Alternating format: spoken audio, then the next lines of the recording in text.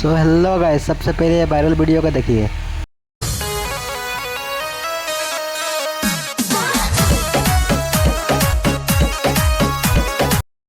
तो गाइस आइए जानते हैं इसको बनाते कैसे हैं।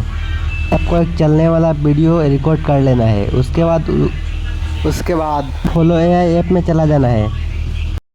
उसके बाद आप जो वीडियो रिकॉर्ड किए थे उसका लास्ट सीन स्क्रीनशॉट मार के वही फ़ोटो को अपलोड कर देना है।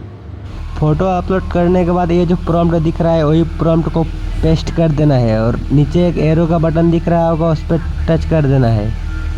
उसके बाद कुछ सेकंड वेट करने के बाद आपका वीडियो कुछ इस तरह बन के रेडी हो जाएगा। वही वीडियो का आप डाउनलोड करके इंसर्ट ऐप में आ जाइए।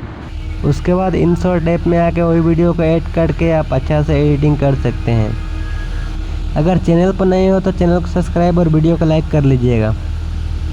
तो मिलते हैं फिर से किसी नेक्स्ट वीडियो में।